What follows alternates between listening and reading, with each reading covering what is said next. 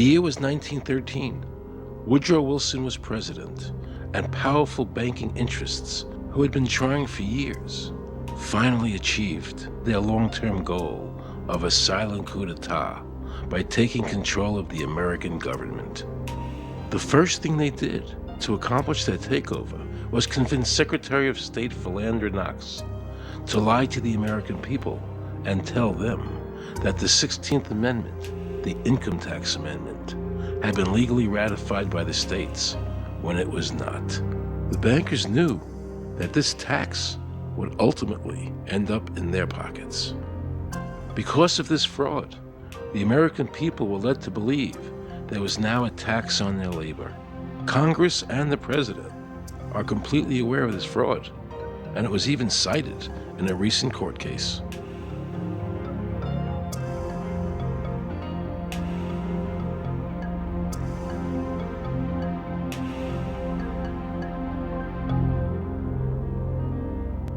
That very same year, the bankers committed their second and by far the most diabolical fraud ever perpetrated on the American people by bribing senators to pass the Federal Reserve Act without the required constitutional amendment.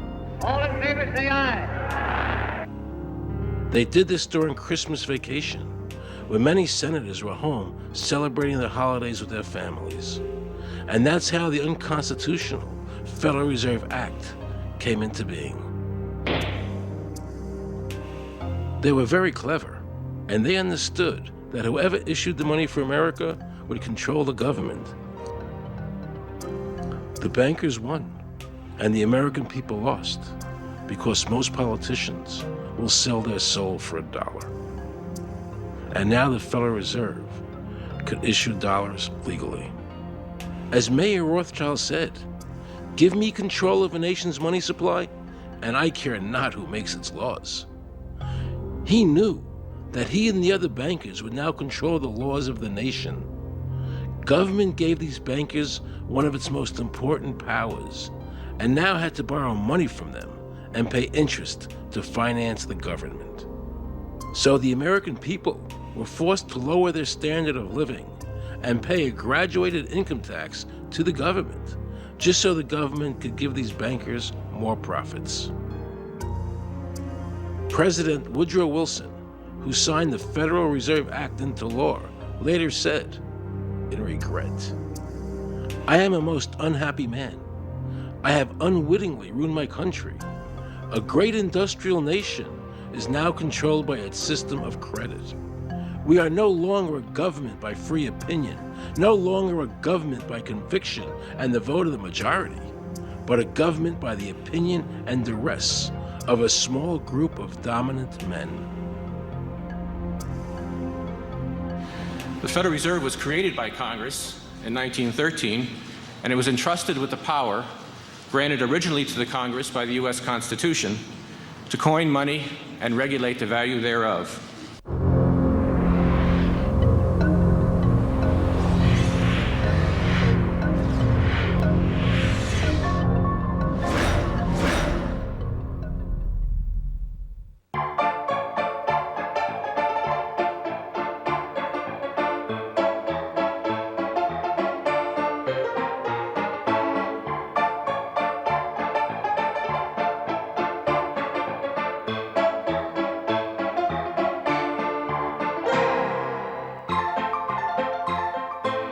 What's your name? Jan Crafting? Hi, Jen. I'm Aaron Russo. I produced the movie Is this a joke? Am I gonna No, make no, it no, look it's not a foolish? joke. Okay, good. No. I produced the movie Trading Places with Eddie Murphy and The Rose with Bette Midler, many movies. I'm doing a feature film. And my film is about my quest to find out whether or not people pay income taxes. Do you pay an income tax? Yes, I do. You do? Yeah. Have you ever seen a law that requires you to pay an income tax? Have I ever read it? You mean in the page, black and white? No, Yeah. no. So you pay the income tax, I assume? Of late. Well, actually, no, I didn't file last year, but Okay. I'm sorry, is this on film? No, I paid my taxes. My question to you is, have you ever seen a law that says you have to pay an income tax?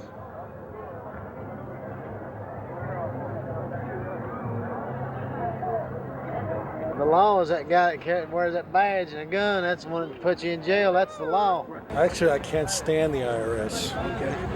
They're evil. Do you have any fear of the IRS? Not really, because I'm Canadian. I think it's actually unconstitutional, is what I've heard. Right. But to avoid any hassle, I pay it. If there was no law and I wasn't afraid of them coming and taking me to jail, absolutely, I wouldn't pay taxes. Okay, then no, I wouldn't pay income taxes. It's a no-brainer. You wouldn't pay it. I wouldn't pay it. Why would anybody? Because that's what they tell us we must do, else we're bad Americans. Would you pay it? No. Would you pay it? No. Why would you pay taxes if you're an actor? The income tax is not legal because it would be a direct tax and it is not apportioned as the Constitution demands. If it's against the Constitution, then why are we doing it?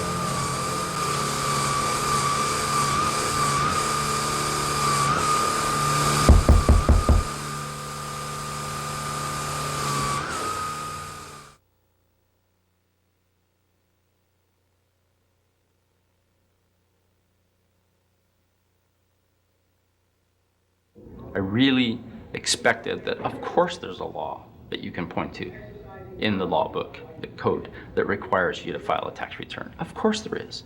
Maybe I don't know what it is right then as he was speaking to me, but sure. So naively, I agreed to go off and research it and get back to him. 3.5 months later, I was at that point where I couldn't find the statute that clearly made a person liable, at least not me and most people I know. And I had no choice in my mind except to resign. I had to leave the IRS because I presented evidence that I had accumulated indicating that the agency was violating the law and violating people's rights. And I asked the agency for a response to my sincere concerns. And the answer I got was that they would not respond to my concerns and that they would provide me with the paperwork necessary to tender my resignation. But We the People Foundation for Constitutional Education put a full-page ad in the USA Today on July 7th, 2000. And within the body of that ad was a $50,000 challenge for anyone that could show the law.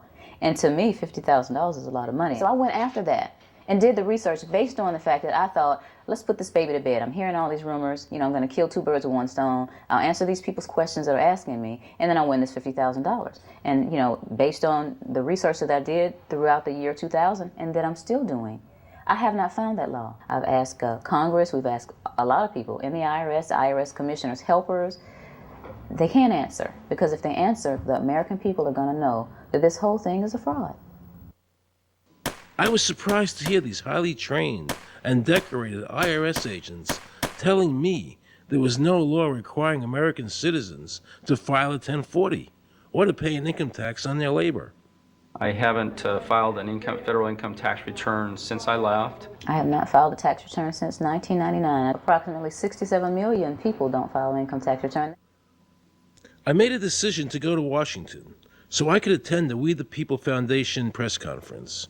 They were going to serve a class action lawsuit on the IRS, signed by over 3,000 people, because the IRS has refused to show the law that makes Americans liable to file a 1040 or to pay an income tax on their labor. I was very curious as to why the IRS refused to show the law, as it seems such a simple thing to do. Yet I was skeptical about the foundation's claims. There had to be a law, right? I mean, we've all been told over and over and over again that we had to pay income taxes. No answers, no taxes. No answers, no taxes. No answers, no taxes. No answers. Most people believe that the income tax system is legal and that the revenue from the tax is used in the public interest. However, there is a substantial, conclusive body of evidence that proves that our income tax system represents the most pernicious form of tyranny. It is the greatest hoax ever perpetrated by government against the working men and women of America. American citizens, along with the foundation, have been asking the IRS to specifically provide them with the underlying legal foundation upon which they administer and enforce the personal income tax laws in our country. At the national level, when people would attempt to contact somebody of a much higher authority, say the commissioner, same kind of thing. They would get answers that were in effect non-answers. There are a group of people standing outside today who assert that no law requires you to pay taxes and that you will not answer their petition to the government as to whether they're required to pay taxes. Are they required to pay taxes? I've been paying my taxes ever since I had my first job, and I think it's a fundamental construct of our nation that those of us who expect and demand the services from our government that the government provides, be they the protection of our country through the military, or be they the education of our children, or be they the protection of our environment, that we must pay for those services. So yes, I think there is a fundamental obligation, and that it's an understood and well accepted one.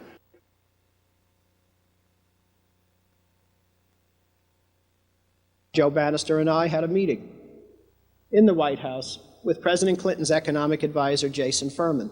He accepted the remonstrance for the president. On June 2nd, I called and spoke with him.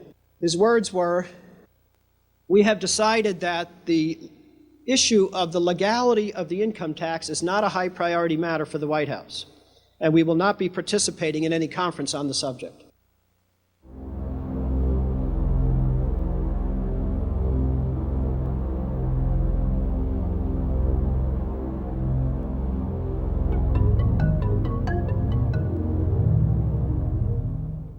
I decided not to eat until my death, or until the government agreed to send their experts to meet with the experts from the tax honesty movement. And with the help of Congressman Bartlett, a deal was made. I'm very pleased that through these several trying weeks and now months, that we have secured the agreement of the IRS and the Justice Department, because some of the questions are beyond the purview of IRS, that they will both attend a public symposium where these issues can be formally addressed. Last Thanksgiving, DOJ and IRS notified Congressman Bartlett that they would not participate. Congressman Bartlett then waited until late January. He informed me that he would not be participating. Why do you think you've been able to get away with not paying or filing your income taxes for so long? Well, first of all, I've not gotten away with anything. I'm not hiding from anyone. I'm simply asking the IRS to show me the laws that apparently require me to do these things, and they are suspiciously reticent to answer questions from me. And of course, there are millions of other people, many other organizations who have attempted to get answers. They act very suspiciously when asked to simply sit down at the table with the American people and discuss what their obligations are. Rather than pulling up a chair, they pull out a club. As a matter of fact, David K. Johnston of the New York Times asked Terry Lemons of the IRS, why won't the IRS answer the questions set forth in the petitions from the American people?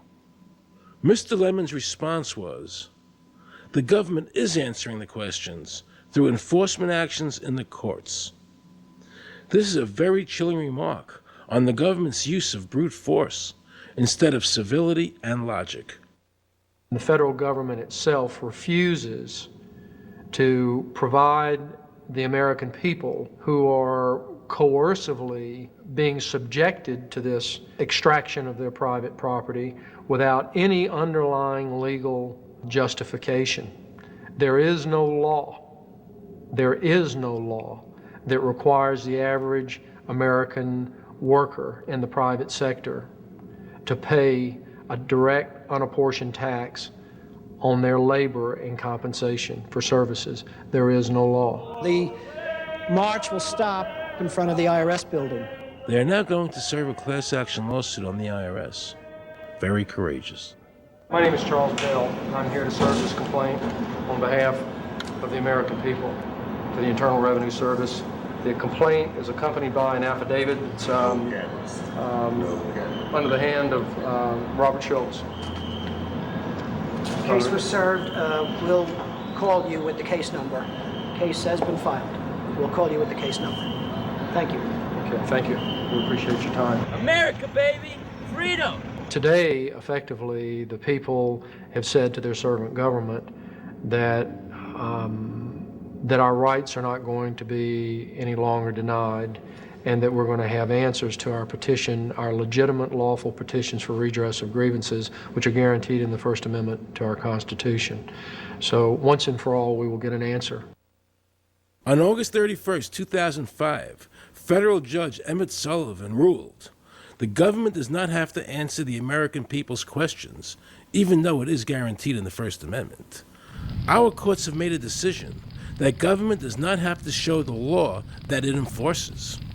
And the press never reported on this. Have we given this judge the authority to overrule the Constitution, the very foundation of American life?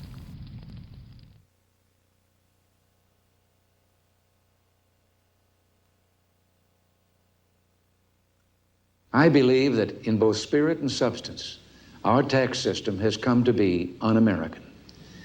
Death and taxes may be inevitable, but unjust taxes are not. The country's taxes must be fixed, and I know what to do with it. If you think you're paying too much now, just wait till I get through with it. Now, Mr. Hanley, I'd like to ask you something. What does the government do with all the money we give them in taxes? When President Reagan was elected, one of the first things that he did was appoint a blue ribbon panel of business people headed by Peter Grace, and is commonly referred to as the Grace Commission. And their job was to research all the various areas of the federal government and make a report. One of the quotes from the Grace Commission is, 100% of what is collected is absorbed solely by interest on the federal debt. All individual income tax revenues are gone before 1 nickel is spent on the services taxpayers expect from government. If we pay the salaries of the congressmen and the senators, we're supporting them, aren't we? Well, yes. Yeah. Well, then why can't we list them as dependents and deduct them? We've been brainwashed. People have been told, that you need this income tax system to fund government, which is absolutely ridiculous. I mean, my question is, well, if that's true, how did we fund government from 1776 to 1913? The main purpose of the income tax is not to raise revenue, but to redistribute wealth and to control society. A lot of people might say, well, gee, if there wasn't an income tax, what would happen to education? They don't understand that education is paid for the most part, out of state and local taxes, your property tax. People might say, well, how are we going to build and maintain our highways if there's no money coming into the government? We need our highways. There is a tax on every gallon of gasoline that people buy. Proceeds from the income tax do not pay for highway construction. The amount of money that we spend on defense is exactly equal to the amount of corporate income tax, which is quite legal and quite constitutional. I think we should not want the income tax for several reasons.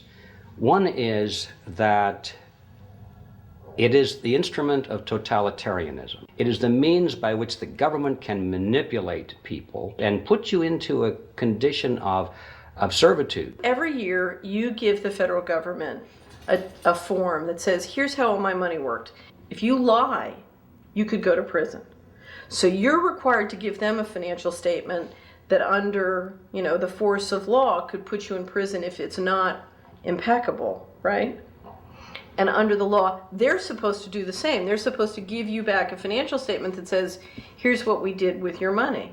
Except you comply and they don't. In fiscal 99, the Department of Defense had 1.1 trillion of undocumentable adjustments.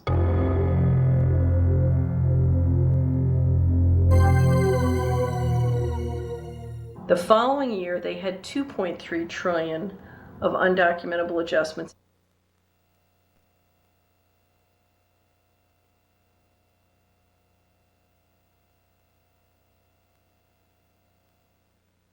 I decided to call the IRS. I spoke to Anthony Burke in media relations. He was very nice to me, and I explained to him that I was an award-winning film producer and that I was doing a documentary on the IRS. He seemed a bit stunned by this, then explained to me that Commissioner Everson nor anybody else would go on film to discuss the income tax. But he did say he would call me back. I thanked him for that, but I couldn't help wondering, why was the government making it so difficult for people to see the law? So I decided to bring my crew down to the IRS building to see if I could find some employees to interview. And here's what happened. I said you cannot film here, that's it. Who are you to tell me I can't film here? What's the law? Just tell me where the law is that says that. Can you show me the law that says I can't film here? Is America a free country? I told him they couldn't film here, and he's asking 9 million questions. I told him that's a federal government law. Hey, I told him he couldn't film here. He's telling me he's a citizen and all that. So I couldn't film him. I'm saying, where's the law that says I can't film here? And I'm asking another question, sir. Then Homeland Security showed up, because I was such a threat to Washington. You got a driver's license up? Yeah, I do. Put that away for me. After convincing Homeland Security I really wasn't Osama bin Laden, I kept wishing the IRS would allow me to interview somebody. Why wouldn't they show the law? What were they so nervous about? I began to have a frightening thought. What if it was our own government we had to be afraid of? With that disturbing thought in my mind, I went to see a group of tax experts.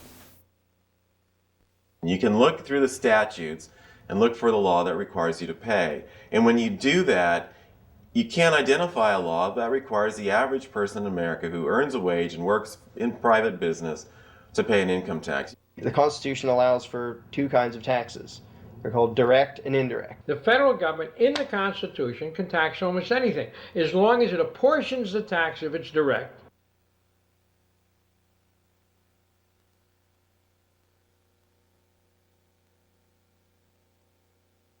The indirect tax is, for example, an excise tax. I can avoid the excise tax on gasoline. I can choose to ride my bicycle. I can avoid the excise tax on tobacco. I can choose not to smoke, or I can grow my own tobacco.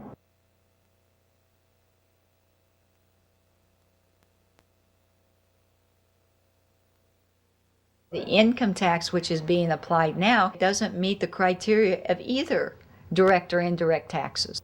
The IRS claims that in 1913, the 16th Amendment, the Income Tax Amendment, allowed the government a third form of taxation. What was the Supreme Court's ruling on that? The Supreme Court in the case of Stanton versus Baltic Mining. I mean, what could be clearer than this? The provisions of the 16th Amendment conferred no new power of taxation. The Russo case also said that the 16th Amendment did not impose any new taxes and did not change any of the taxing restrictions of the Constitution. There were also several other major Supreme Court cases in that same period from 1916 up until about 1923. Stratton Independence versus Hobart, Southern Pacific versus Lowe, Bowers versus Kerbo Empire, Burnett versus Harmel, Doyle versus Mitchell. It's actually very simple. Congress tried to enact an income tax in 1894. The Supreme Court said that's unconstitutional. When the Supreme Court says something is unconstitutional, it's unconstitutional. They tried again in 1913, and the Supreme Court said the 16th Amendment conferred no new power of taxation. So, if they didn't have it then, and they didn't get it, they don't have it. There is no constitutional basis for a tax on the wages of Americans living and working in the 50 states of the Union. Period. End of argument.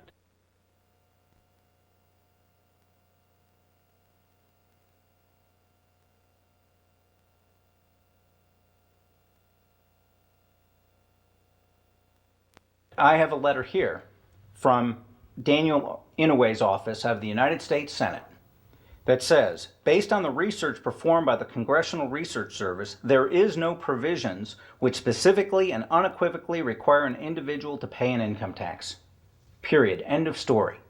There is no law, and to date, nobody has been able to show that there is a law for the average American citizen working day in and day out to pay an income tax. The definition of income in the Constitution was given in the Eisner versus Macomber case, and it turns on gains or profits that are made from some activity. Doyle versus Mitchell, 247 U.S. 179, 1918. Here's what he said. The idea of gain or increase arising from corporate activities. In other words, it doesn't mean wages, it doesn't mean dividends, it doesn't mean alimony. It means a gain or a profit arising from corporate activity.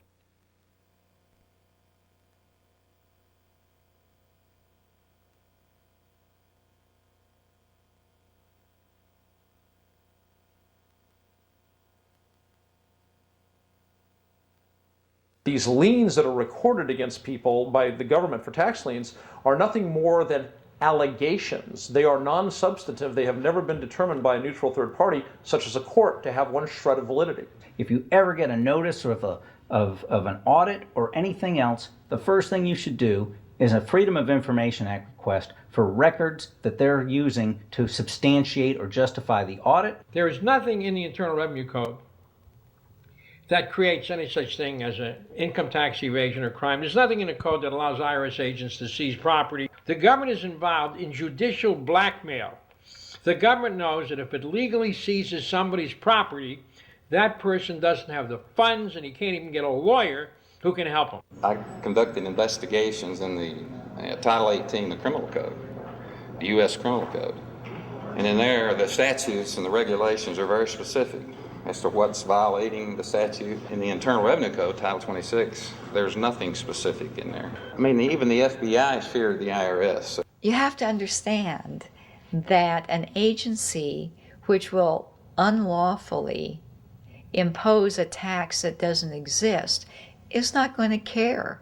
If we, the people, don't know what our rights are, they're not going to tell us. If Americans just learned that the IRS was actually knowingly deceiving them, that would be enough for them to rise up and put a stop to it. This small booklet includes the Constitution of the United States, the Bill of Rights, the Declaration of Independence.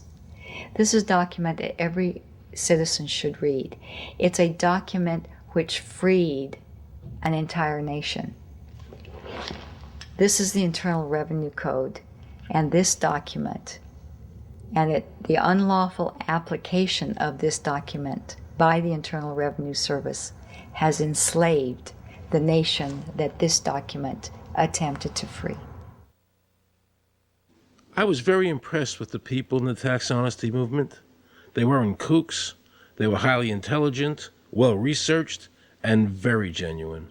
I was wondering why I never heard about all these Supreme Court decisions in the media. So I really wanted the IRS's point of view, because to get the true story, it was imperative I hear both sides. I kept wishing Anthony Burke would call me back. He seemed like an honest man. I then proceeded to call my message machine. Hi, this message is for Aaron Russo. This is Anthony Burke at the Internal Revenue Service. Let me suggest some people that you might want to think about talking to. One would be Don Alexander, who's a former commissioner who's here in town in Washington. Another would be Sheldon Cohen, who is both a former commissioner and former chief counsel. All of those guys, I think, can answer your question about, where in the tax law it says that you have to pay taxes. Wow, good news, I thought. So I called Sheldon Cohen because he used to be the IRS Commissioner, he wrote the tax code, and he was also general counsel to the IRS.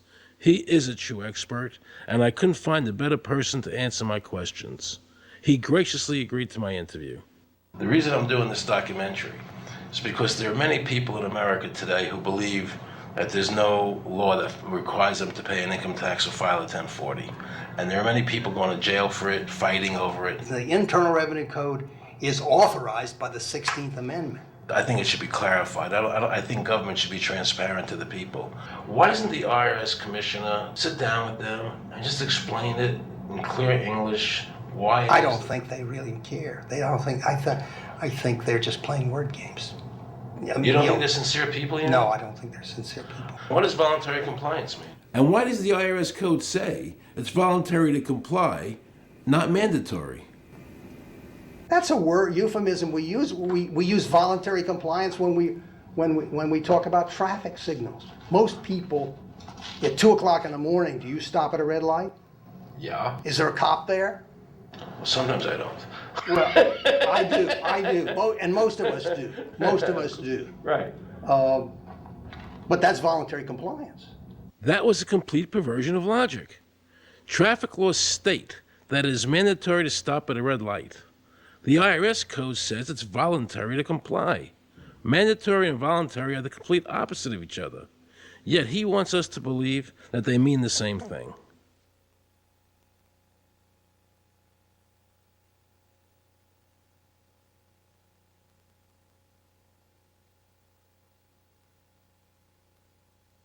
So can the government criminally prosecute somebody of information put on their 1040?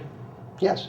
Right, so doesn't that violate the Fifth Amendment? No. But the Fifth Amendment says I don't have to do anything that incriminates myself. Well, it doesn't incriminate you to put your income down. But you said before I could be put in jail for it. The commissioner wants us to believe that although the IRS demands that you fill out the 1040 and you can go to jail for it, that they are not violating your Fifth Amendment rights of self-incrimination. That is absurd. Isn't it true that the word income is not defined anywhere in the Internal Revenue Code?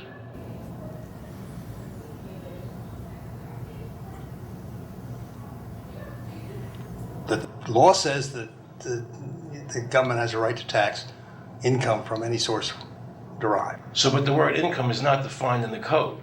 It just says income without a definition of what income is. That's right. Correct? Yeah. But there are many different kinds of taxes. Well, how can an American citizen know what income is if the code doesn't define it? If they're paying an income tax... Because the courts have all defined it. Do you remember what constitutional attorney Edwin Vieira said? The definition of income in the Constitution was given in the Eisner versus Macomber case, and it turns on gains or profits that are made from some activity.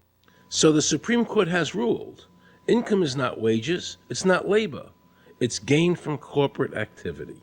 I believe that a man's labor is his private property. That's your view, but it's not the law. The Supreme Court's even said your labor is your private property.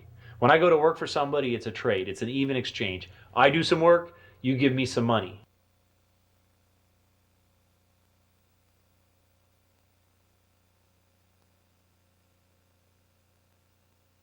In 1916, we had the Bruce-Shaber case and the Stanton case. And the Bruce-Shaber case and the Stanton case said that the 16th Amendment gave the government no new taxing power. I'm not going to argue the niceties of that with you. And it came up again in a case called Peck versus Lowe, where the Supreme Court said the 16th Amendment did not extend Congress's taxing power to any new or accepted subjects. In other words, if you weren't taxable before the 16th, you weren't taxable after the 16th. Today I interviewed a juror, okay, who sat on a case, and they found the person not guilty for lack of filing, okay? And I asked her why they found him not guilty. And she said because the IRS couldn't show us the law that made him liable to file a 1040. All they need to do, if there is a law, is to show us the law, which of course they never did. And the reason they didn't do it was why? Because there is no law. Title 26 requires you to file a return. But doesn't Title 26 have to be in compliance with the Supreme Court decisions? You're going to take a 1920 case and superimpose it on the whole Internal Revenue Code that was written after it? No, that's not. I can't believe what I just heard. Rewind. You're going to take a 1920 case and superimpose it on the whole Internal Revenue Code that was written after it? No, that's not. Remember he said earlier the Internal Revenue Code was authorized by the 16th Amendment? The Internal Revenue Code is authorized by the 16th Amendment. Remember, the Supreme Court said the 16th Amendment did not give the government any new taxing power. These decisions have never been overturned. Let's listen further. Can the lower courts overrule the Supreme Court? No. How are they putting people in jail today for not paying a tax on their labor when the Supreme Court said they don't have to? Doesn't the IRS code have to be in compliance with the Supreme Court? That's my big Aaron, question. this is a waste of time. Well, because whatever I say, you're not going to believe. He's right. I don't believe him. And neither should you. He wants us to believe we should obey the IRS code, which is being enforced in violation of the many Supreme Court decisions. If the Supreme Court made a decision... Thank you, Aaron. I think we're finished. I'm sorry, Mr. Cohen, you're doing that. Well, I'm sorry that you constantly re-argue the point. You're liable because the law says that you're liable, and the courts say the law says you're liable, and that's why you're liable. You see, he's talking about the lower courts, who are not in compliance with the Supreme Court, as they have to be. Doesn't the court have to be in compliance with the Supreme Court? The Supreme Court has so held. Where? You caught me unprepared. I'll come back. Well, I don't want to do that. But let me ask you a hypothetical question. No. You're making silly arguments here. Why is the Supreme Court decision a silly argument? Well, because it's inapplicable. That made my heart stop. He just said Supreme Court decisions do not apply to the IRS. That's the behavior you would expect from a totalitarian country, maybe China or Russia or Cuba. Not from America.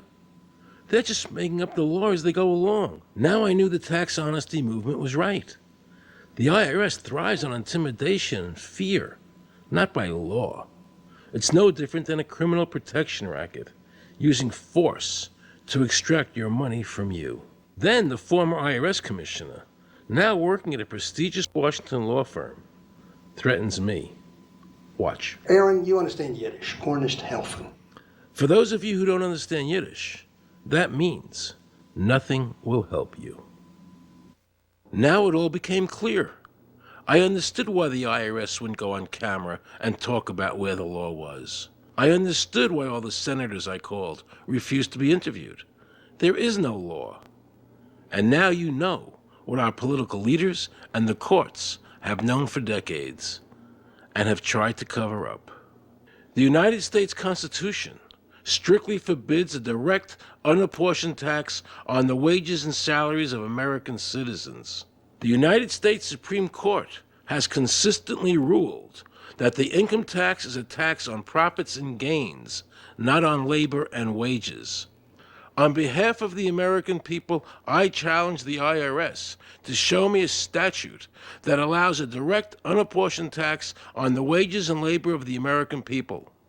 And if I'm wrong, I will give my most humble apologies to the IRS. If the IRS is wrong, and there is no law, then every person who's been jailed should be let out of jail immediately, and any assets seized should be returned to their rightful owners. If this is a nation of laws and a free country, then the IRS should show the law to the American people. I felt an overwhelming need to understand why juries were finding innocent people guilty of not filing a tax return when there was no law requiring them to do so. So I went to talk to Marcy Brooks, a juror who used her common sense and did not allow the judge to railroad the jury into a guilty verdict.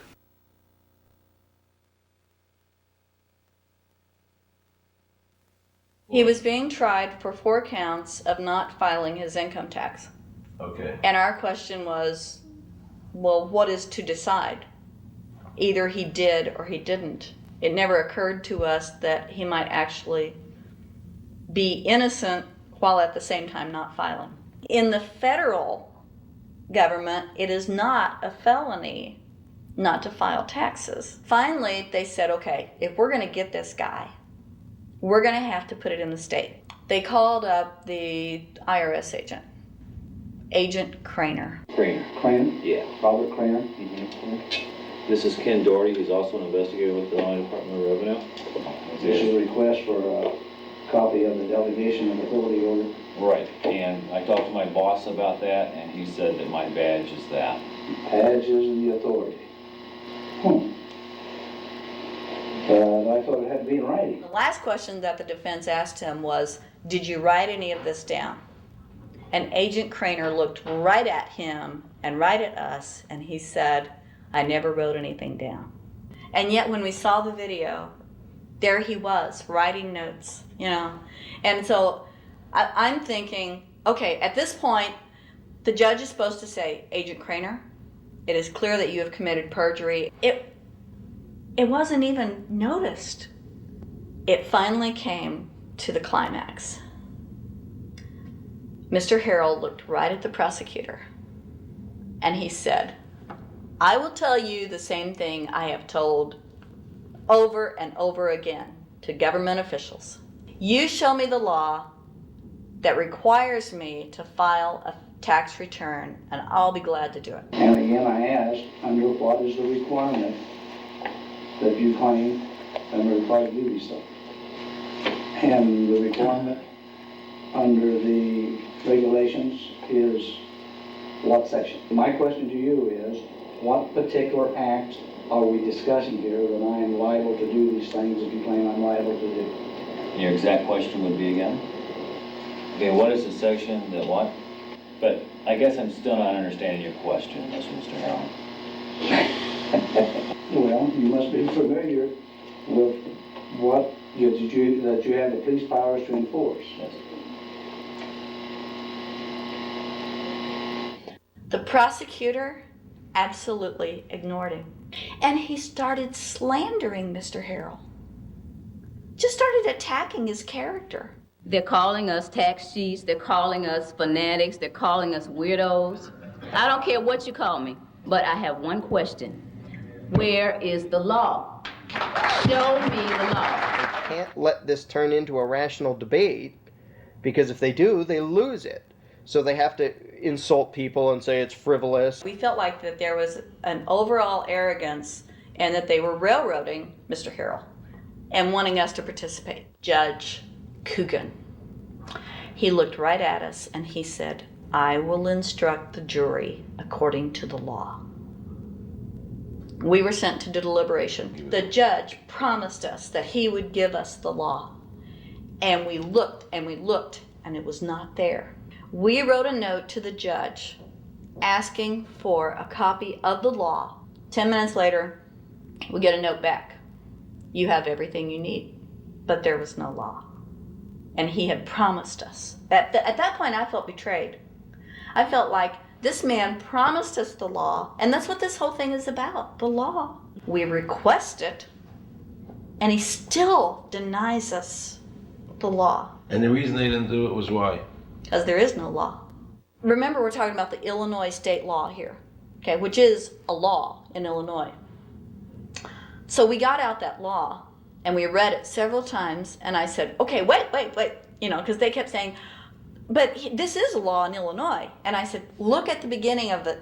It says, anyone required to file a federal income tax return is required to file an Illinois tax return." I said, if it is true that he's not required to file a federal return, then that nullifies the Illinois law. Two people, they kept saying, "But he's going to get by with it." And I said, what is he getting by with but his rights? If there is no law, he's not breaking a law. He's just standing on his rights. Are we going to deny him that? That's when this one juror sat back and kind of rolled his eyes and he said, "You mean we don't have to pay taxes?"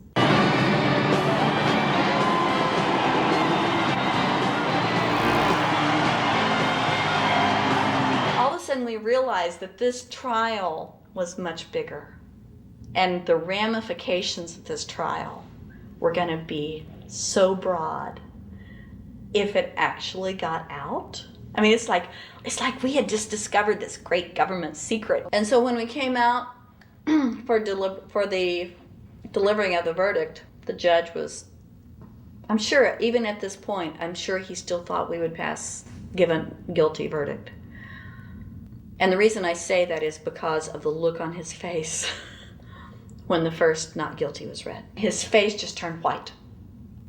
I mean, it's like, I don't believe this. The second time, you could hear people out in the audience, just in the courtroom, just going, wow, and the judge is just getting red in the face. I mean, he was just livid. And the judge got up and left. Yeah. I sat there and I thought, this truly is a victory for the people. And I have never felt more patriotic. And I knew that we had done the right thing. I looked at that man, Mr. Harrell, and I thought, the system might not work all the time, but this time, for that man, it did. In November 2004, the government arrested former IRS criminal investigator Joe Bannister. They charged him with fraud for telling the American people the truth about the income tax laws. The jury obviously agreed with Joe. Well, it just showed Mr. Bannister to be honest and straightforward and working within the law. Vernice Kuglin, a Federal Express pilot, claimed there was no law requiring Americans to file an income tax. She also won in court.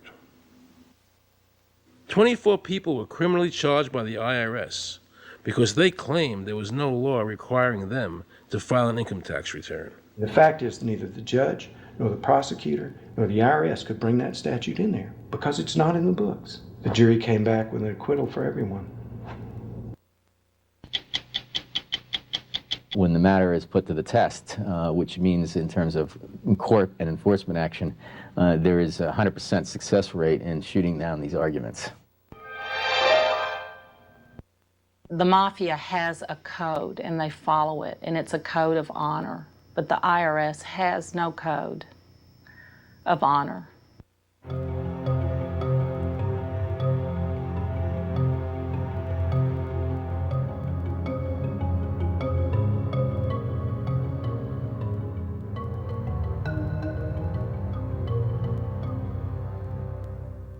Meet Judge Dawson, a federal judge presiding over the Irwin Schiff tax case, who denied Irwin the ability to prove to a jury that there was no law requiring Americans to file an income tax return. He denied Irwin the right to prove to a jury there was no law by stating, "I will not allow the law in my courtroom." But the judge made sure the government never had to show the law as written by telling the jury, "You must follow the law as I give it to you." Nobody can know what the law is because the law is what the judges say the law is. The lower courts today will not allow people, especially in tax cases, to bring in Supreme Court decisions as their evidence.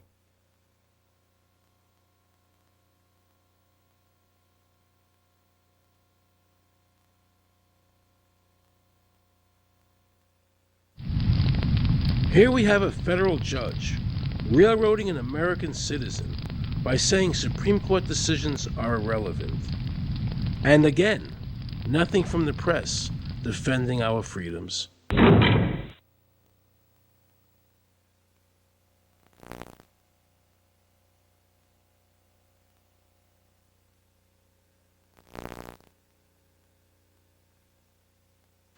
So if you ever find yourself as a juror on a tax case, be sure to ask the judge to show you the statute written by Congress that allows the government to tax the wages of the American people.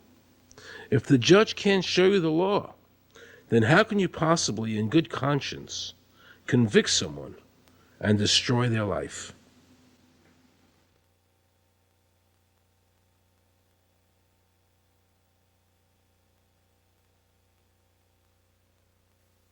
Let's see how the IRS treated one of America's greatest heroes, and someone I cherished as a child. Joe Louis was an American icon. Victorious in his first 27 fights, the Brown Bomber quickly rose to heavyweight champion of the world. His 1938 knockout of German Max Schmeling, who represented Hitler's Aryan ideal, earned him the admiration of millions of Americans. Is watching carefully. Louis measures him right to the body, a left up to the jaw, and Schmeling is down. The count is high. Right after Pearl Harbor was bombed, Joe had a title fight where he donated his fee to Navy War Relief. Well, I'm not working for nothing. I'm working for my country, and I think that's about the greatest piece of work that anybody can do. Well, I certainly agree with you for that, but you're turning over an awful lot of money. Well, we all turn over a whole lot for this country at this time. Joe volunteered for the segregated Army and defended his title while in the service, this time donating his normal fee to Army relief. I'm only doing what any red-blood American would do. Since the checks were in Joe's name, the IRS taxed him on their full amount, even though he never saw a penny of it. At the end of the war, Joe was awarded the Legion of Merit. But what most people didn't know was that the IRS was charging him $50,000 a year in interest alone on his debt. When Joe's beloved mother died, leaving him $600, the IRS immediately seized it. They also confiscated all of his children's trust funds. Joe was forced to continue fighting until he was 37 and out of shape, just to pay off his ever-mounting debt to the IRS, which grew to $1 million, $100,000 a year just in interest. At the end of his life, Joe was forced to become a greeter at a Las Vegas hotel just to make ends meet. It was a shameful thing to see a man like him, great fighter, great human being humiliated and destroyed in this manner, because after all, when you owe Internal Revenue money, no matter what you have, they take away from you. And they took a lot away from Joe Louis.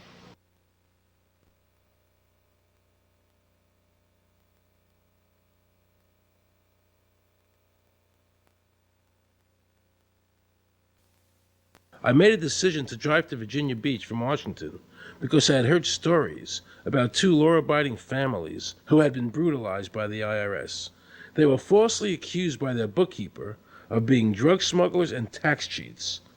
And incredibly to me, without any investigation, the IRS proceeded to raid their place of business and their homes, even though they had done absolutely nothing wrong.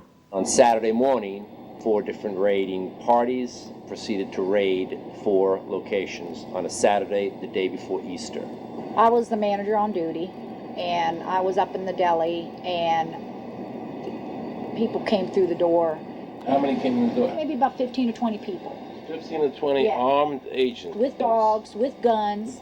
They made me get everybody they went in the kitchen, they went in the deli, they went all over the whole restaurant, told all the customers, took forks out of their hands while they were eating their breakfast and told them they had to leave.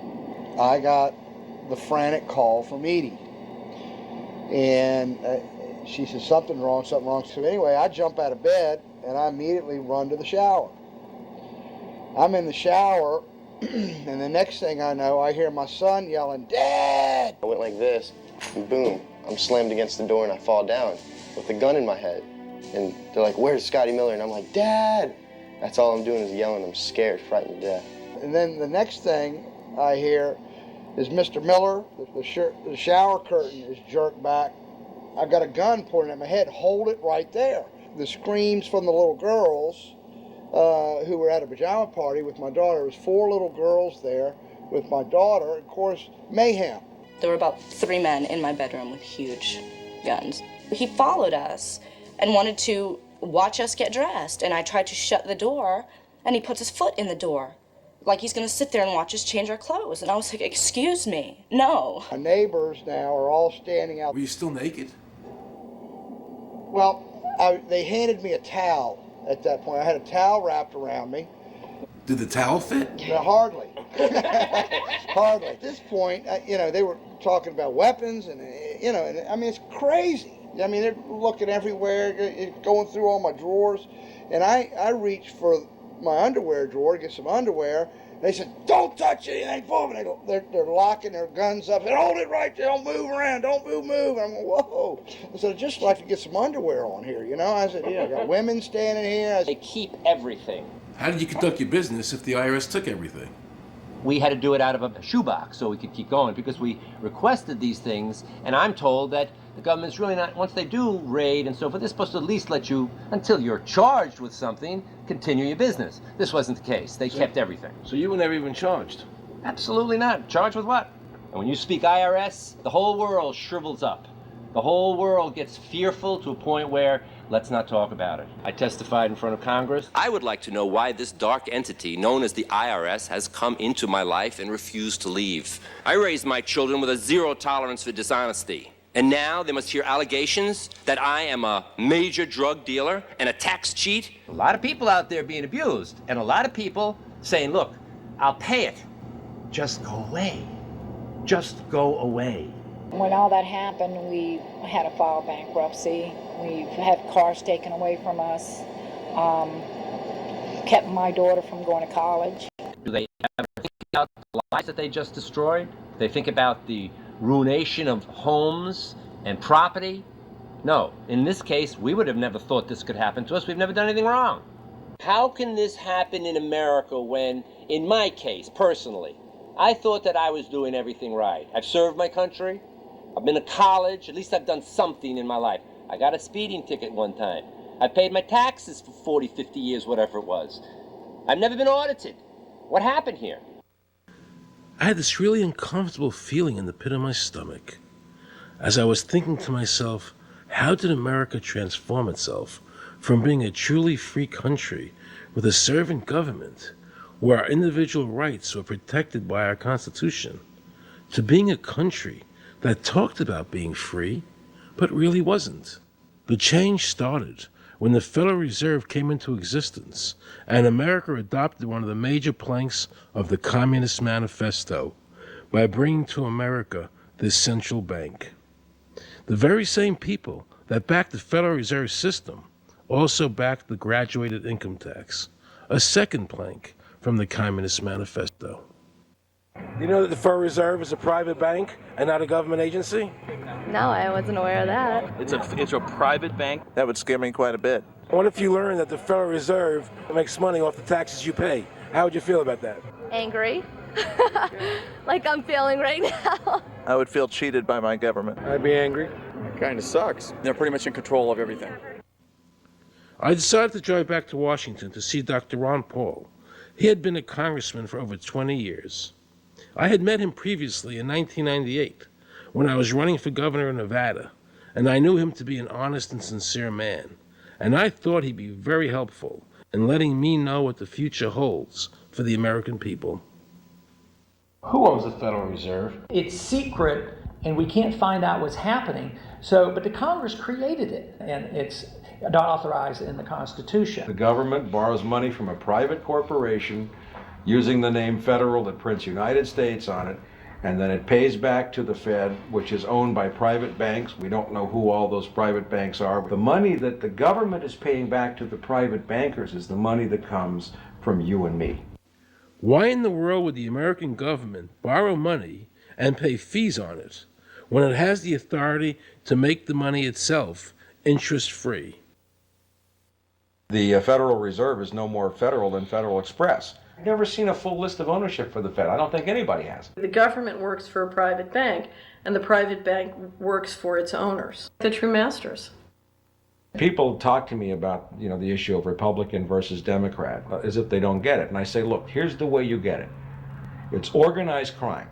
All you do is you call the Republicans the Genoveses, and you call the Democrats the Gambinos. The people at the top, they treat it like a crap game, like it's their crap game, like they're making lots of money. Occasionally, somebody at the table shoots each other, but the moment anything threatens their crap game, they all unite to protect it. They're both controlled by the same financial, economic, and corporate interests. Once the banks get into the picture and they form a partnership with the government gives them the legal power now to create bank-issued money backed by the coercive power of government to require everybody to accept that bank money. In the course of the last century, they have converted this nation from a nation of independent freeholders to a nation of employees. And they're just one step away from being serfs. Most people spend the great bulk of their money for taxes, interest, and inflation. And all of that money goes to these two groups that comprise the cartel and their partner, the federal government. It's not a coincidence. So if Congress used its legal authority to shut down the Federal Reserve System, the American people would be much better off. government should create, issue, and circulate all the currency. Creating and issuing money is the supreme prerogative of government and its greatest creative opportunity. Adopting these principles will save the taxpayers immense sums of interest, and money will cease to be the master and become the servant of humanity. Abraham Lincoln. Young people today are conditioned practically from the cradle on up to think that credit is a wonderful thing. You don't want to damage your credit. You want to do what you can so that you can go to the bank and get a good loan. There are no people who own their own property, who own their own houses, who own their own business, who finance their own business. They're only debtors. The average young person today has no concept that he's being drawn into a web, a trap. Like he's in the feudalist system, only he's going to like it. He's going to think this is wonderful. I got my new red Corvette and I'm in debt for the rest of my life, but I'm looking good. A decision was made. Let's get all the debt up, let's move the jobs abroad, and instead of re-engineering your skills, we're going to dumb down America, and so the middle class will disappear. Really what most of the people in this country have become is food for the debt machine. When a person borrows money, it puts a noose around their neck and makes them servant to the lender, which is exactly what the Federal Reserve System is designed to do. And now our Congress, so dominated by the banks, is helping them to entrap people even further by passing new bankruptcy laws, making it more difficult for the people to declare bankruptcy and get a fresh start, while at the same time allowing the banks to charge very high rates of interest. This is the way the Democrats and Republicans, working with the banks, legally enslave the nation. Credit card industry is a huge political contributor. And unfortunately, a certain number of... It just seems so, like I say, just bald. This idea that credit card industry gives a lot of money to the government, so they will protect them even to the just abject disinterest of their own constituents. That happens kind of a lot. The board of directors of the Federal Reserve System is chosen by the president from a list prepared by the bankers themselves. The process of finding a Greenspan replacement is ongoing and is being managed by a small group of people responsible for coming up with a list of nominees. It's important that whomever I pick is viewed as an independent person from politics.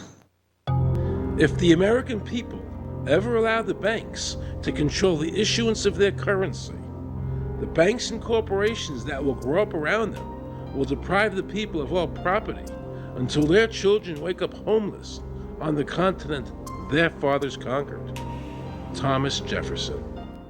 So the Federal Reserve is actually an illegal entity functioning within government. It's illegal, and what we have given to this so-called agency is the authority to counterfeit money. Do you have any points of view about the Federal Reserve and how the Federal Reserve operates? They just enter something on a computer. Oh, you need 20 billion today. Here's 20 billion, but they got that out of thin air. It came out of thin air, it goes to the Treasury then pays their bills. So it's no different than monopoly money.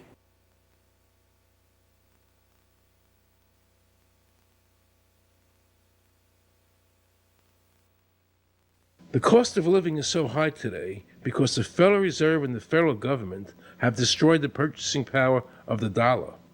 The dollar today is actually worth about 4 cents, despite the fact that the government, the Federal Reserve, and the media keep telling us that they're protecting the value of the dollar.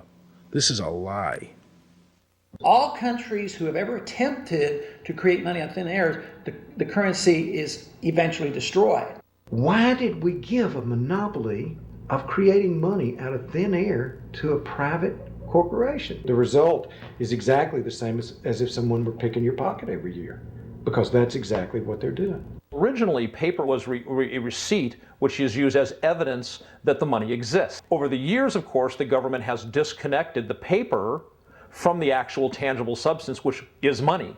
So now we have a piece of paper which is evidence of nothing. In the past, people were able to take their receipts, the paper, to the bank and get the real money, the gold, in exchange for the receipt. This limited the amount of money that could be printed, thereby protecting the purchasing power of your savings. You don't have to worry. That's good because I work 3 jobs and I feel like I contribute. You work 3 jobs. 3 jobs, yes. Uniquely American, isn't it? I mean, that is fantastic. In the absence of the gold standard, there is no way to protect savings from confiscation through inflation. There is no safe store of value. Gold stands as a protector of property rights. Alan Greenspan, before he went to work for the Federal Reserve System. Now Alan Greenspan and the other central bankers want you to believe that the receipt, the paper, is the real money. This is nothing more than sleight of hand. It's a magician's trick. Because for them to maintain control over the government and the people, they have to convince you that this paper is really money. Because that is the essence of their power and our powerlessness to maintain control over our own government.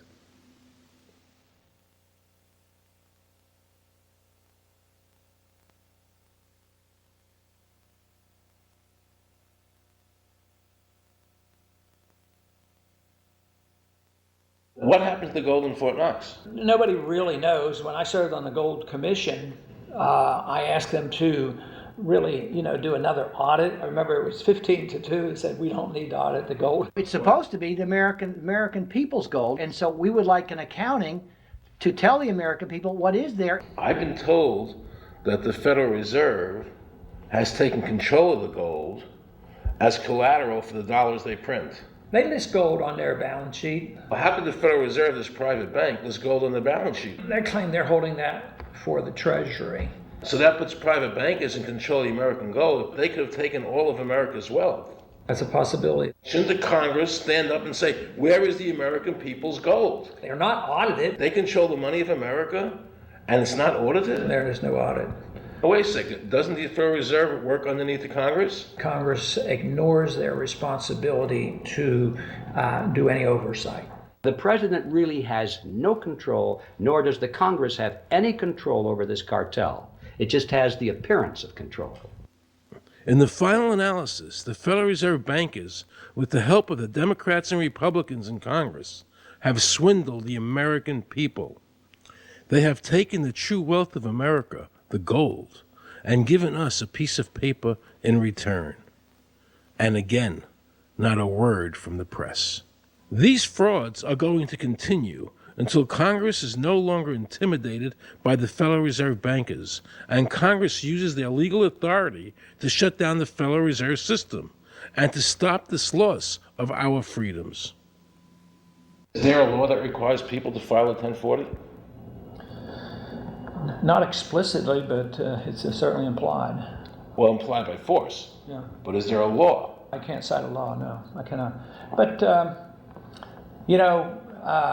if they think it's the law and they have all the guns, it's an authoritarian approach. Well, yeah, but that's authoritarianism. Yeah. That's not a country run by law. Do you think America is going deeper and deeper into becoming a police state? And if so, in what ways do you see that as a congressman? Yeah, I think we're moving in that direction because there's not much we can do without permission. The absence of a police state is that people are free, and if you don't commit crimes, you can do what you want. But today, you can't open up a business, you can't develop land, you can hardly do anything. You can't go to the bank, you can't go to the doctor without the government knowing what you're doing. And they talk about medical privacy, that's gone. Financial privacy, that's gone.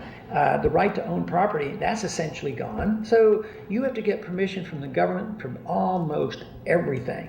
And if that is the definition of a police state, that you can't do anything unless the government gives you permission, we're well on our way. This is something that people eventually, I hope, will get sick and tired of and say, enough is enough. I sincerely believe the banking institutions having the issuing power of money are more dangerous to liberty than standing armies. Thomas Jefferson.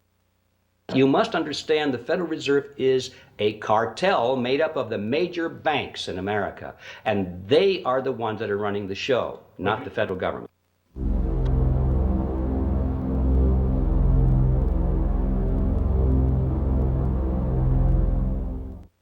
The powers that be behind the system, the financial interests, are able to exercise a disproportionate amount of influence on not only the economic structure of the country, but the political structure.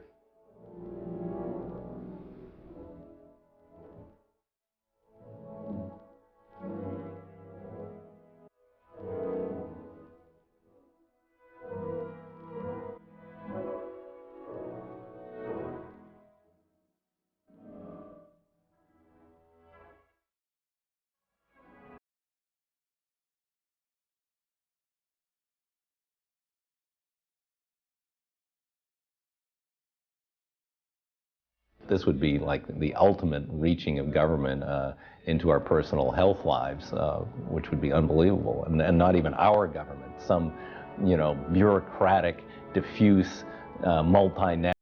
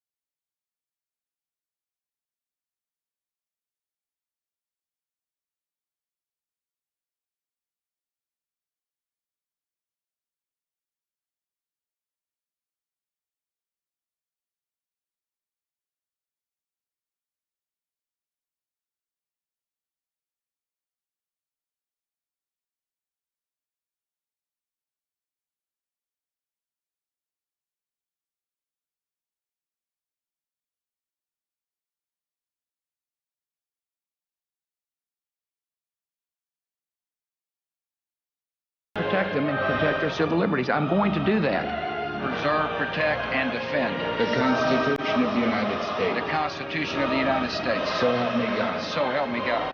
So help me God.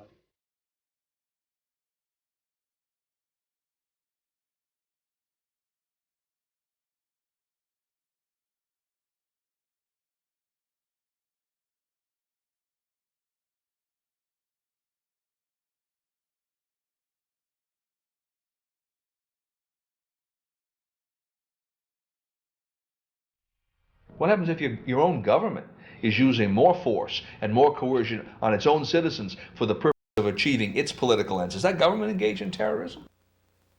Now let's watch the government add insult to injury to the people of New Orleans. No one will be able to be armed. We will take all weapons. That happened today in this wealthy neighborhood where homeowners had armed themselves to protect their mansions. Residents were handcuffed on the ground. In the end, police took their weapons but let them stay in their homes. Wasn't that kind and generous of the government to allow people to stay in their own homes? How thoughtful. Of course, they couldn't defend themselves from looters. For many of the police and guard troops, it is an uncomfortable job to do this in an American city. You never expect to do this in your own country. Walking up and down these streets, you don't want to think about the stuff that you're going to have to do. We are losing our right to property. The government is getting more pretexts to seize it, using the power to confiscate it with eminent domain. The asset forfeiture laws have proliferated. It's easier for the prosecutors to come in and make an accusation against you and confiscate your property even though they have no evidence that you've done anything wrong. Guilt or innocence doesn't really matter that much because it's very convenient for the government. Unfortunately, what is being sold to the American people today as Americanism, if you peel off the label, you find so much similarity to what we were fighting against when we were fighting communism and Nazism and fascism. The government's now putting a national ID card together and they want checkpoints. We will be carrying our papers, and they have recommended there'll be checkpoints throughout the country. Isn't that what Nazi Germany did that everybody in America was against? Papers, please. May I see your papers? May we see your papers? I don't think I have them on me. In that case, we'll have to ask you to come along. Wait, it's possible that, yes. Here we are. These papers expired 3 weeks ago. You'll have to come along. Halt!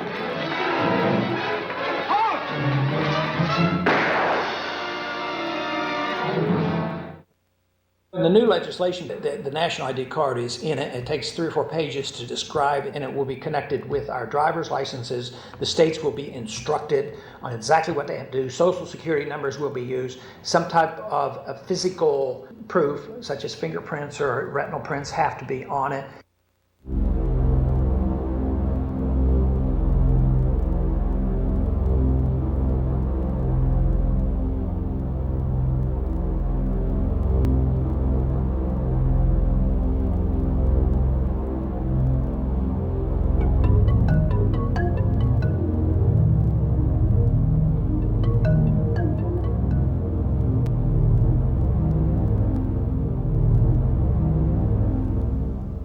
It is time to wake up, America.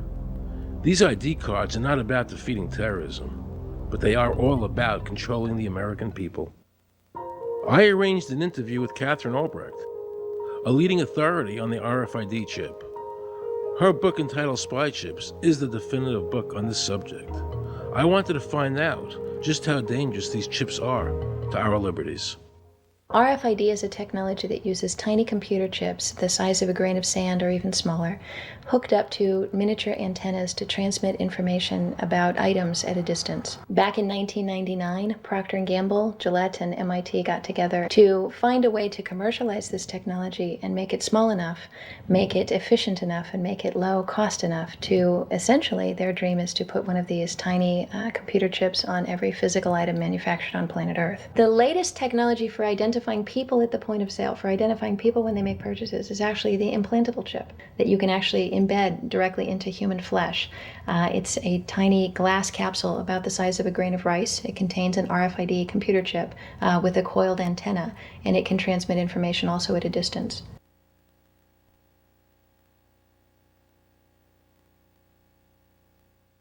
Can a microscopic tag be implanted in a person's body to track his every movement? There's actual discussion about that. You will rule on that, mark my words, before your tenure is over.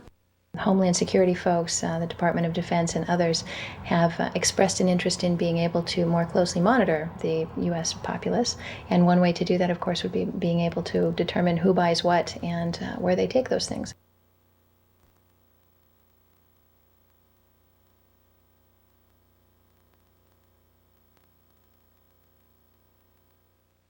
Radio waves can travel through walls, they can travel through wood, they can travel through the things we normally rely on to protect our privacy.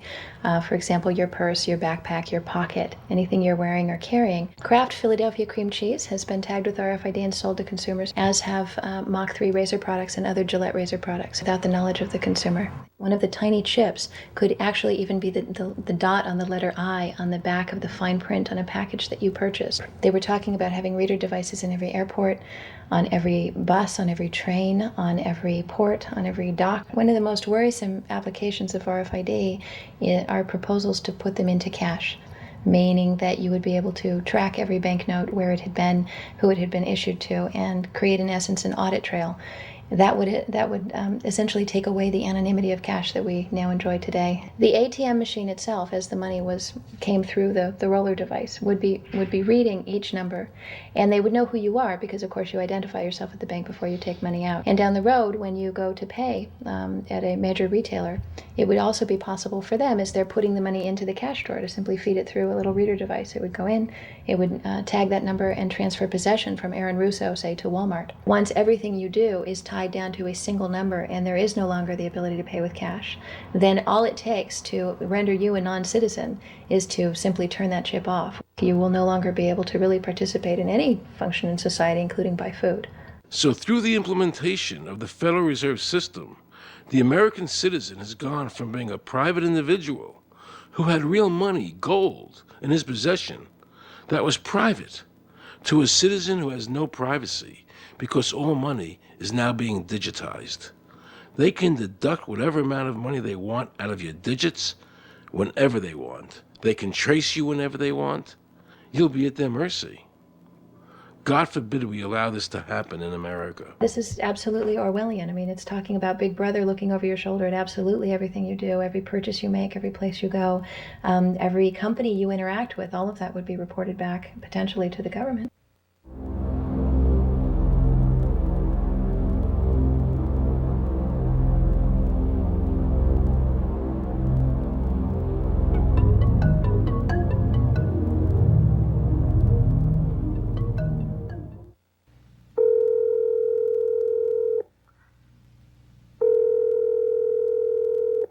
Pizza Palace, guaranteed hot in 30 minutes or it's free. This is Mary. May I take your order? Hi, Mary.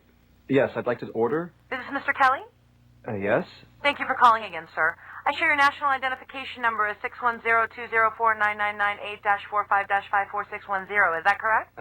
Yes. Thank you, Mr. Kelly. I see you live at 736 Montrose Court, but you're calling from your cell phone. Are you at home? I'm just leaving work, but I'm... Oh, we can deliver to Bob's Auto Supply. That's at 175 Lincoln Avenue, yes? No, I'm on my way home. How do you know all this stuff? We just got wired into the system, sir. Oh, well, I'd like to order a couple of your double meat special pizzas. Sure thing. There'll be a new $20 charge for those, sir. What do you mean? Sir, the system shows me that your medical records indicate that you have high blood pressure and extremely high cholesterol. Luckily, we have a new agreement with your national health care provider that allows us to sell you double meat pies as long as you agree to waive all future claims of liability. What? Do you agree, sir? You can sign the form when we deliver, but there is a charge for processing. The total is $67 even. $67? Well, that includes the delivery surcharge of $15 to cover the added risk to our driver of traveling through an orange zone. I live in an orange zone? Now you do. Looks like there was another robbery on Montrose yesterday. You could save $48 if you ordered our special Sprout Submarine combo and picked it up yourself. Comes with tofu sticks. Those are very tasty, sir. Good value, too. But I want double meat. Well, I'm sure you can afford the $67 then. You just bought those tickets to Hawaii. They weren't cheap, eh? Oh, but I see you checked out the budget beach bum at the library last week. Up to you, sir. All right. I'll get the Sprout subs. Good choice, sir. Gotta watch that waist if you're hitting the beach, eh? 42 inches. Wow. Man, I'd say tofu and sprouts is, like, required. That's how much? Just between you and me, there's a $3 off coupon in this month's Total Men's Fitness magazine. Your wife Betty subscribes to that, right? Anyhow, clip that and it's $19.99 even. Whoa, looks like you maxed out on all your credit cards. Bring cash, okay? Have we become so controlled and so ignorant about our rights that big institutions and big government can do whatever they want with us, even without our approval? I knew for certain the Founding Fathers would resist to the death what is happening in America today. And I, for one, will not accept a national ID card. And if nobody accepts a national ID card, and nobody can board a plane without one, then let the airlines go bankrupt. And if you can't open a bank account in a big money center bank, then open an account in a small local bank. And if we can't walk into a federal building, I personally would consider that a blessing. Don't allow these institutions to dictate to us how we conduct our lives. This is America, and we have free choice. We the people have all the power, not the government. Government gets its power from us, not the other way around. Think of all the men and women who died in all our wars, fighting for freedom, not Federal Reserve bankers. Do you think they sacrificed their lives so that Americans can be chipped like a dog? So we could all have a homing device inside us? No. This ID card is the last step before they implant us. And that's precisely the reason nobody should accept one. And you know what they're going to do? They're going to call in the propaganda machine, the media, and try and sell this as if it were in everybody's best interest. We're working on a product that we have called internally a PLD. PLD stands for Personal Locating Device, which is an implantable GPS for which our company owns a patent. The hybrid of the two of these products, being Digital Angel and Verichip is what we call PLD. PLD should be in prototype form by the end of this year, by December of 2002, and we are already working with the Food and Drug Administration as well as legislative agencies with these products and ultimately with the PLD.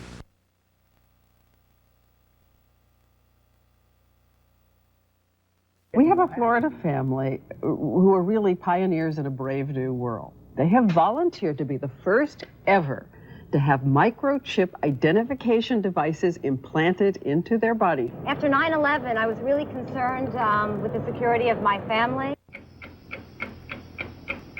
I wouldn't mind having something planted permanently in my arm that would identify me. Talk about identification papers. Watch what happens to a woman in Florida whose license was suspended. Get out of the car or I'm going to tase you. The next street off the Seacrest.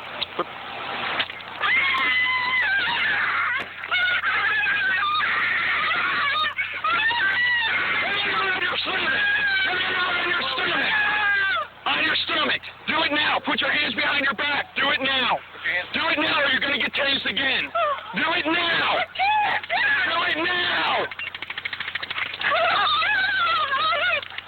On your back. Put your hands behind your back. Put your hands behind your back. I can't. Sure you can. Come here. Ow, ow. Oh, got it. You got blood on her. Oh, my God. You tased me and you handcuffed me? Yep, you're under arrest. For what reason? Your license is suspended. All the power is in the people.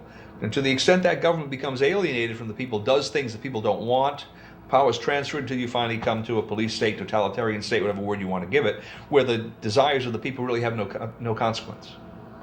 They go out and they vote. Doesn't make any difference which candidate they elect. I'm a programmer. I work for NASA, work for ExxonMobil, work for Florida Department of Transportation. Mr. Curtis, are there programs that can be used to secretly fix elections? Yes. How do you know that to be the case? Because in October of 2000, I wrote a prototype for President Congressman Tom Feeney at the company I work for in Oviedo, Florida, that did just that. And when you say did just that, it would rig an election? It would flip the vote 51-49 to whoever you wanted it to go to and whichever race you wanted to win. And would that program that you designed be something that elections officials that might be on county boards of elections could detect? They'd never see it. So how would such a program, a secret program that fixes the election, how could it be detected? You would have to view it either in the source code or you'd have to have a receipt and then count the hard paper against the actual vote total. Other than that, you won't see it.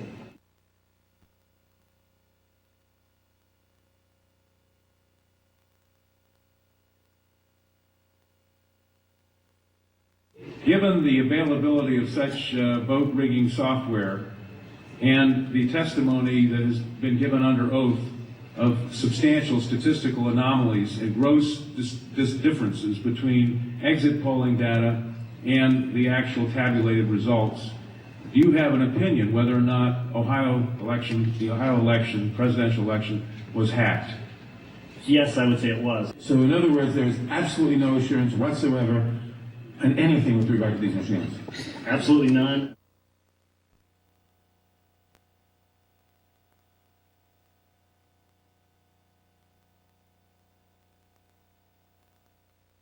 Anybody who trusts electronic voting machines should have their head examined.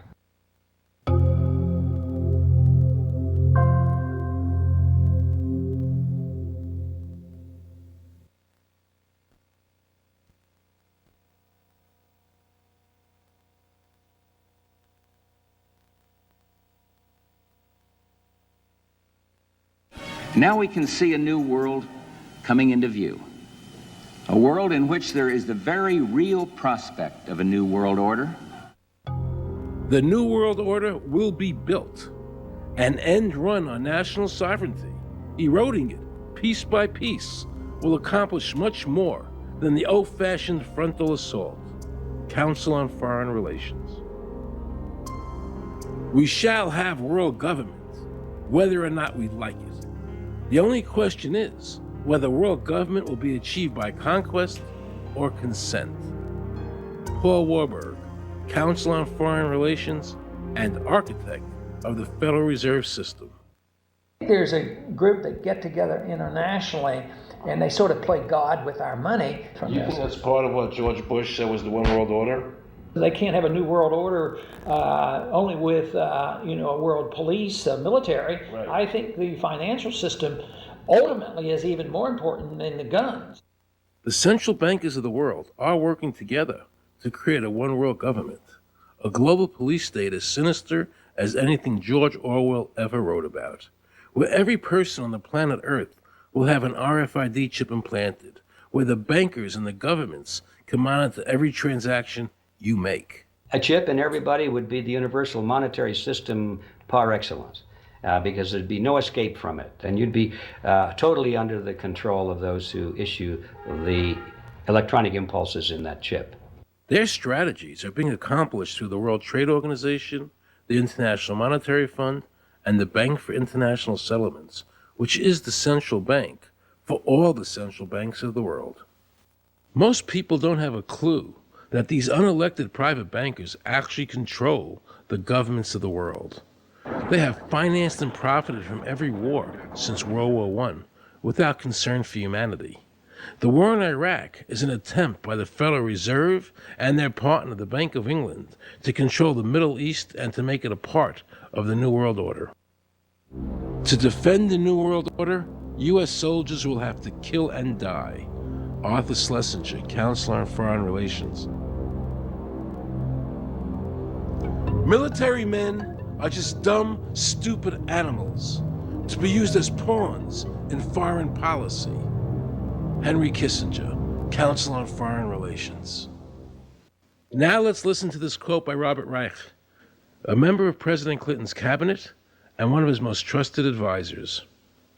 The dirty little secret is that both houses of Congress are irrelevant. America's domestic policy is now being run by Alan Greenspan and the Federal Reserve. America's foreign policy is now being run by the International Monetary Fund. When the president decides to go to war, he no longer needs a declaration of war from Congress.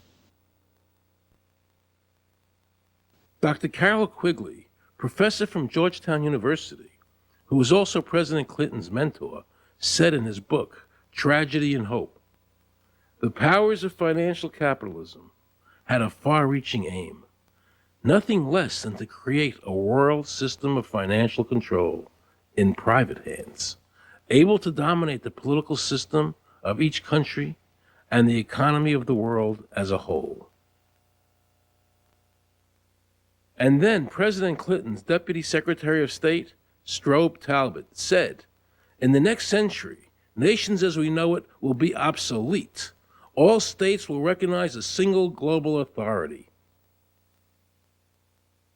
All these supposed free trade agreements, NAFTA, GATT, CAFTA, are truly nothing more than the governments of the world and the central banks working together to create a one-world government. They are not free trade. These treaties are government-managed trade, and they are destroying the American worker.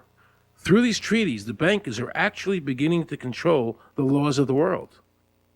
The fact is that this relationship between the bankers, the government, and the huge multinational corporations is the very reason why the government no longer enforces its immigration laws.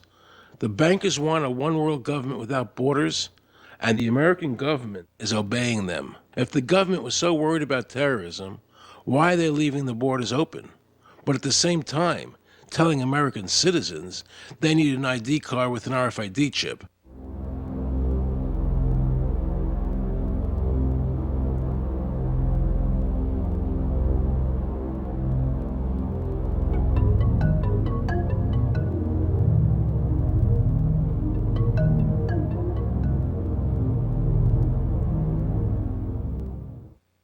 The Bush administration's open borders policy and its decision to ignore the enforcement of this country's immigration laws is part of a broader agenda. President Bush signed a formal agreement that will end the United States as we know it, and he took the step without approval from either the U.S. Congress or the people of the United States? Bill Tucker reports.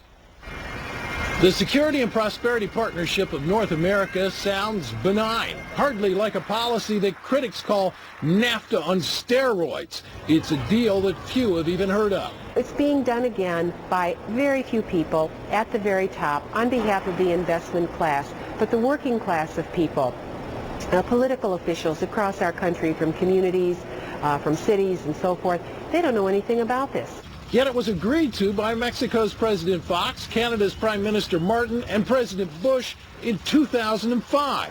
Administration officials counter their critics by saying everything about SPP is on the White House website. And they say the partnership is not a treaty, but more of an outline of priorities between the United States, Mexico, and Canada. Still, some wonder why there haven't been public discussions about the goals being pursued. You know, I was asked the other day about whether or not I really thought the American people had the stomach to stand up and stop this nonsense, this direction from a group of elites in absolute contravention of our law, of our Constitution, every national value. And I hope, I pray that I'm right when I said yes. But this is beyond belief. Look what happened in Europe. The people that voted down the European Constitution wanting each country to stay sovereign. Yet the private central bankers are pushing the governments forward to make this Constitution happen, even though the people voted against it and clearly do not want a world government nor one European government.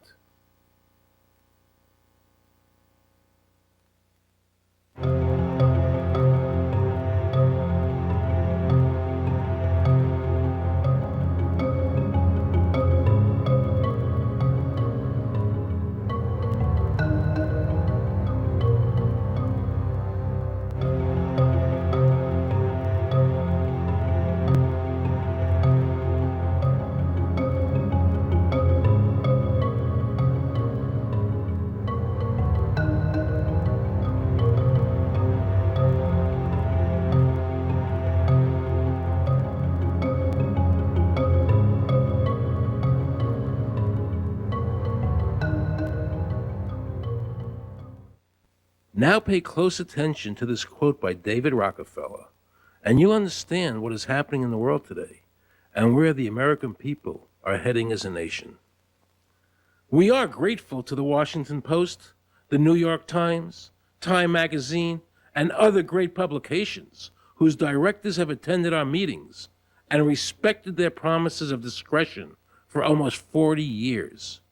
It would have been impossible for us to develop our plan for the world if we had been subjected to the lights of publicity during those years.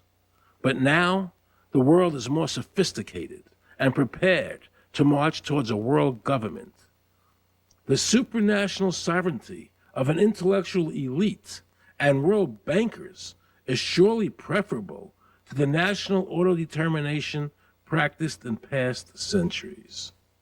David Rockefeller, a member of the Council on Foreign Relations, actually believes that we would be better off if he and his bank of friends ran the world.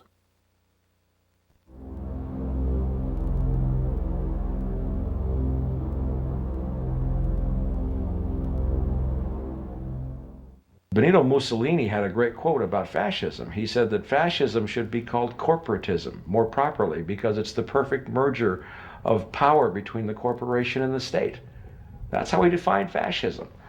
And that's what we're seeing here. The media controls the information that a person gets. In various ways, they can make sure that the average American watching the tube or reading the newspaper is going to come out with a certain mindset. He's going to say, this is good, that's bad, and that's all they have to do. You look at the ownership of corporate media in this country. Who owns CBS? Viacom?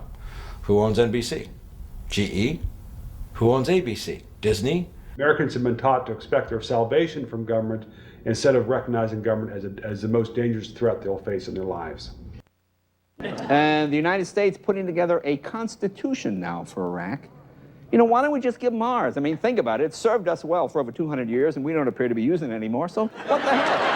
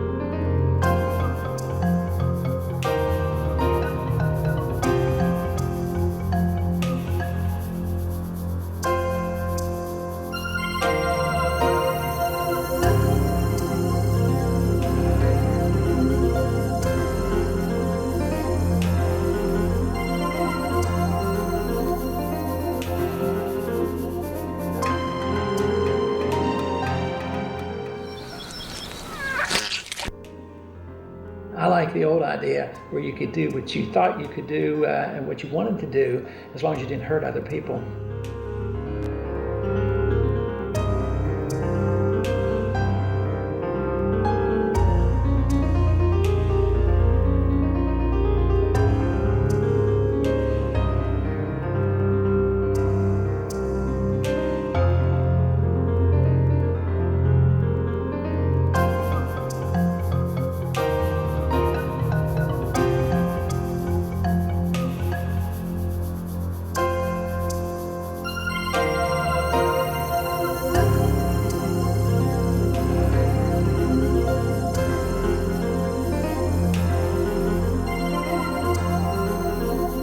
I think that the ultimate choice that's being presented to mankind is that it's time to either evolve or perish.